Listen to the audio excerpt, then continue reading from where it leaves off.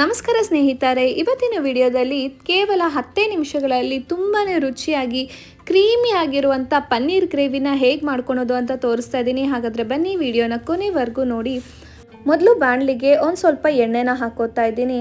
ಎಣ್ಣೆ ಸ್ವಲ್ಪ ಬಿಸಿ ಆಗ್ತಿದ್ದಂಗೆ ಅದಕ್ಕೊಂದು 2 ಏಲಕ್ಕಿ ಹಾಗೆ ಒಂದು 3 ಲವಂಗ ಹಾಕೋತಾ ಇದ್ದೀನಿ. ಹಾಗೆ ಒಂದು ಸ್ವಲ್ಪ ಕಾಳು ಮೆಣಸು, ಒಂದು ಸ್ವಲ್ಪ ಚಕ್ಕೆನ ಪೀಸ್ ಮಾಡಿ ಹಾಕ್ಕೊತಾ ಇದ್ದೀನಿ, ಒಂದು ಸ್ವಲ್ಪ ಜೀರಿಗೆ ಹಾಗೆ ಒಂದು ಸ್ವಲ್ಪ ಸೋಂಪನ್ನು ಸೇರಿಸ್ಕೊತಾ ಇದ್ದೀನಿ. ಇದೆಲ್ಲ ಒಂದು ಸ್ವಲ್ಪ ಹುರ್ಕೊಂಡ್ಮೇಲೆ ಅದಕ್ಕೆ 1-2 ಮೀಡಿಯಮ್ ಸೈಜ್ ಈರುಳ್ಳಿನ ಈ ರೀತಿ ಸ್ಲೈಸ್ ಮಾಡಿ ಹಾಕೋತಾ ಇದ್ದೀನಿ. ಈರುಳ್ಳಿ ಒಂದು ಸ್ವಲ್ಪ ಫ್ರೈ ಆಗ್ತಿದ್ದಂಗೆ ಒಂದು 2 ಬ್ಯಾಡಗೆ ಮೆಣಸಿನ್ಕಾಯಿ ಹಾಗೆ ಒಂದು 2 ಮೀಡಿಯಮ್ ಸೈಜ್ ಟೊಮೆಟೊ ಹಾಕ್ತಾ ಇದ್ದೀನಿ. ಇಲ್ಲೇ ಒಂದು ಸ್ವಲ್ಪ ಕಲ್ಲುಪ್ಪನ್ನ ಸೇರಿಸ್ಕೊತಾ ಇದ್ದೀನಿ. ಉಪ್ಪು ಹಾಕೋದ್ರಿಂದ ಟೊಮೆಟೊ ಸ್ವಲ್ಪ ಬೇಗ ಬೇಯುತ್ತೆ. ಈಗ ಒಂದು ಸ್ವಲ್ಪ ಗೋಡಂಬಿನ ಅದಕ್ಕೆ ಸೇರಿಸ್ಕೊಂಡು ಟೊಮೆಟೊ ಎಲ್ಲ ಸಾಫ್ಟ್ ಆಗಬೇಕು, ಅಲ್ಲಿವರೆಗೂ ಇದನ್ನು ಚೆನ್ನಾಗಿ ಫ್ರೈ ಮಾಡ್ಕೊತಾ ಬನ್ನಿ. ಟೊಮೆಟೊ ಎಲ್ಲ ಸ್ವಲ್ಪ ಬೇಗ ಬೇಯಲಿ ಅಂತ ಲಿಡ್ಡನ್ನ ಕ್ಲೋಸ್ ಮಾಡಿ ಬೇಯಿಸ್ಕೊತಾ ಇದ್ದೀನಿ. ಒಂದು 2 ನಿಮಿಷ ಅಷ್ಟರಲ್ಲೆಲ್ಲನೂ ಈರುಳ್ಳಿ ಟೊಮೆಟೊ ಎಲ್ಲ ಚೆನ್ನಾಗಿ ಸಾಫ್ಟ್ ಆಗಿಬಿಟ್ಟಿರುತ್ತೆ. ಈಗ ಇದನ್ನೆಲ್ಲ ಒಂದು ಸ್ವಲ್ಪ ಹೀಗೆ ಹುರ್ಕೊಂಡು ಈಗ ಸ್ಟವ್ ಆಫ್ ಮಾಡ್ಕೊತಾ ಇದ್ದೀನಿ. ಇದು ಕಂಪ್ಲೀಟಾಗಿ ತಣ್ಣಗಾಗಬೇಕು.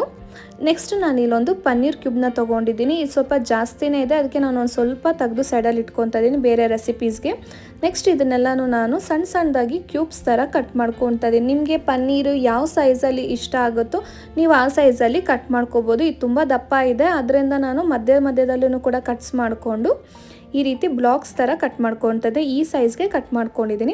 ನೆಕ್ಸ್ಟು ನಾನು ಮಿಕ್ಸಿ ಜಾರ್ಗೆ ನಾವು ಹುರಿದಿಟ್ಕೊಂಡಿರುವಂಥ ಈರುಳ್ಳಿ ಟೊಮೆಟೊ ಬ್ಯಾಡಗೆ ಮೆಣಸಿನ್ಕಾಯಿ ಗೋಡಂಬಿ ಇದೆಲ್ಲನೂ ಸೇರಿಸ್ಕೊತಾ ಇದ್ದೀನಿ. ಅದರ ಮೊದಲು ನಾವು ಮಸಾಲೆ ಐಟಮ್ಸ್ ಹಾಕಿದ್ವಲ್ಲ ಎಲ್ಲದ್ರ ಜೊತೆನೇ ಮಿಕ್ಸಿ ಜಾರ್ಗೆ ಹಾಕೋತಾ ಇದ್ದೀನಿ. ಮಸಾಲೆ ಎಲ್ಲ ಫುಲ್ ಕಂಪ್ಲೀಟ್ ತಣ್ಣಗಾಗಿರಬೇಕು, ಆವಾಗಲೇ ಹಾಕ್ಕೊಳ್ಳಿ. ನೆಕ್ಸ್ಟ್ ಇದಕ್ಕೆ 1-2 ಕ್ಯೂಬ್ನಷ್ಟು ಪನ್ನೀರನ್ನ ಹಾಕೋತಾ ಇದ್ದೀನಿ. ಹಾಗೆ ಒಂದು ಸ್ವಲ್ಪ ಹಾಲಿನ ಕೆನೆನ ಸೇರಿಸ್ಕೊತಾ ಇದ್ದೀನಿ. ನೀವು ಬೇಕಿದ್ರೆ ಫ್ರೆಶ್ ಕ್ರೀಮ್ನ ಕೂಡ ಇಲ್ಲಿ ಆ್ಯಡ್ ಮಾಡ್ಕೋಬೋದು. ಇದರಿಂದನೇ ತುಂಬ ಕ್ರೀಮಿಯಾಗಿ ಪನ್ನೀರ್ ಗ್ರೇವಿ ಅನ್ನೋದು ರೆಡಿ ಆಗುತ್ತೆ. ಈಗ ಮಸಾಲೆ ಎಲ್ಲ ಫುಲ್ ನೈಸಾಗಿ ರುಬ್ಕೊಂಡಿದ್ದೀವಿ. ನೆಕ್ಸ್ಟ್ ನಾನಿಲ್ಲಿ ಅದೇ ಬಾಣಲಿಗೆ ಇನ್ನೊಂದು ಸ್ವಲ್ಪ ಎಣ್ಣೆನ ಸೇರಿಸ್ಕೊತಾ ಇದ್ದೀನಿ. ನೀವು ಈ ಟೈಮಲ್ಲಿ ಬೆಣ್ಣೆ ಅಥವಾ ತುಪ್ಪನ ಕೂಡ ಯೂಸ್ ಮಾಡ್ಬೋದು. ಇದಕ್ಕೆ 1-2 ಬಿರಿಯಾನಿ ಎಲೆ ಅಥವಾ ಪಲಾವ್ ಎಲೆ ಅಂತ ಕರೀತಾರೆ, ಅದನ್ನು ಹಾಕ್ಕೊಂಡು ನೆಕ್ಸ್ಟ್ ಇಲ್ಲಿ ನಿಮಗೆ ಖಾರಕ್ಕೆ ಎಷ್ಟು ಬೇಕೋ ಅಷ್ಟು ಖಾರದ ಪುಡಿನ ಸೇರಿಸ್ಕೊಬೋದು. ನಾನಿಲ್ಲಿ 1.5 ಸ್ಪೂನಷ್ಟು ಖಾರದ ಪುಡಿ ಹಾಗೆ 1 ಸ್ಪೂನಷ್ಟು ಧನಿಯಾ ಪುಡಿ, ಒಂದು ಸ್ವಲ್ಪ ಅರಿಶಿನ ಪುಡಿನ ಹಾಕ್ಕೊಂಡು ಒಂದು 30 ಸೆಕೆಂಡ್ ಕಮ್ಮಿ ಉರಿಯಲ್ಲಿ ಫ್ರೈ ಮಾಡ್ಕೊತಾ ಇದ್ದೀನಿ. ನೆಕ್ಸ್ಟ್ ಅದಕ್ಕೆ ನಾವು ರುಬ್ಬಿ ಇಟ್ಕೊಂಡಿರೋಂಥ ಮಸಾಲೆನ ಹಾಕ್ಕೊತಾ ಇದ್ದೀನಿ. ನೋಡಿ ಮಸಾಲೆನೇ ಎಷ್ಟು ಕ್ರೀಮಿ ಆಗಿದೆ, ನೈಸಾಗಿದೆ ಅಂತ. ಮಿಕ್ಸಿ ಜಾರ್ ತೊಳೆದಂಥ ನೀರನ್ನು ಕೂಡ ನಾನು ಇದಕ್ಕೆ ಸೇರಿಸ್ಕೊತಾ ಇದ್ದೀನಿ. ನಿಮಗೆ ಬೇಕು ಅಂದರೆ ಇನ್ನೊಂದು ಸ್ವಲ್ಪ ನೀರನ್ನು ನೀವಿಲ್ಲಿ ಆ್ಯಡ್ ಮಾಡ್ಕೋಬೋದು. ಇದನ್ನೆಲ್ಲ ಚೆನ್ನಾಗಿ ಒಂದು ಸತಿ ಮಿಕ್ಸ್ ಮಾಡ್ಕೊಳ್ಳಿ. ಚೆನ್ನಾಗಿ ಕುದಿ ಬರಬೇಕು, ಒಂದು 5 ನಿಮಿಷ ಆದರೂ ಇದನ್ನು ಚೆನ್ನಾಗಿ ಕುದಿಸ್ಕೊಳ್ಳಿ. ಮಸಾಲೆ ಎಲ್ಲ ಬೆಂದಿದೆ ಅಂತ ಅನಿಸಿದ್ರೆ ನಿಮಗೆ ನೆಕ್ಸ್ಟ್ ಈಗ ನಾವು ಅದಕ್ಕೆ ಕಟ್ ಮಾಡಿರುವಂಥ ಪನ್ನೀರ್ ಪೀಸಸ್ನ ಹಾಕೋತಾ ಇದ್ದೀನಿ. ಇದೇನು ಜಾಸ್ತಿ ಕುದಿಸೋ ಅವಶ್ಯಕತೆ ಇಲ್ಲ, ಯಾಕೆಂದರೆ ನಾವು ಆಲ್ರೆಡಿ ಮಸಾಲೆನ ಎಣ್ಣೆಯಲ್ಲಿ ಹುರ್ಕೊಂಡಿದ್ವಿ ಹಾಗೆ ಈರುಳ್ಳಿ ಟೊಮೆಟೊನೆಲ್ಲನೂ ಚೆನ್ನಾಗಿ ಫ್ರೈ ಮಾಡ್ಕೊಂಡಿದ್ವಿ. ಸೊ ಇದೊಂದು 5-6-7 ನಿಮಿಷ ಚೆನ್ನಾಗಿ ಕುದಿಸ್ಕೊಂಡ್ರೆ ಸಾಕು.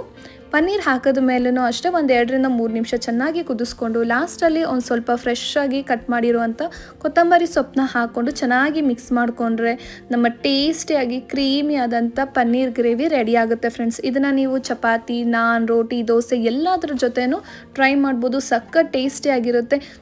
ಮಾಡೋದು ತುಂಬ ಸುಲಭ, ಜಾಸ್ತಿ ಸಮಯನೂ ಕೂಡ ಹಿಡಿಯೋದಿಲ್ಲ, ಥಟ್ ಅಂತ ರೆಡಿ ಆಗಿಬಿಡುತ್ತೆ. ಸೊ ನೀವು ಕೂಡ ಟ್ರೈ ಮಾಡಿ ಹೇಗಿತ್ತು ಅಂತ ಕಮೆಂಟಲ್ಲಿ ತಿಳಿಸಿ. ವಿಡಿಯೋ ಇಷ್ಟ ಆಗಿದೆ ಅಂತ ತಿಳ್ಕೊತೀನಿ. ವಿಡಿಯೋ ಇಷ್ಟ ಆಗಿದ್ರೆ ದಯವಿಟ್ಟು ವಿಡಿಯೋಗೊಂದು ಲೈಕ್ ಮಾಡಿ, ನಿಮ್ಮ ಫ್ರೆಂಡ್ಸ್ ಆ್ಯಂಡ್ ಫ್ಯಾಮಿಲಿ ಮೆಂಬರ್ಸ್ ಜೊತೆ ಶೇರ್ ಮಾಡ್ತಾ ನನ್ನ ಚಾನಲ್ನ ದಯವಿಟ್ಟು ಸಬ್ಸ್ಕ್ರೈಬ್ ಆಗಿ ಫ್ರೆಂಡ್ಸ್. Thank you.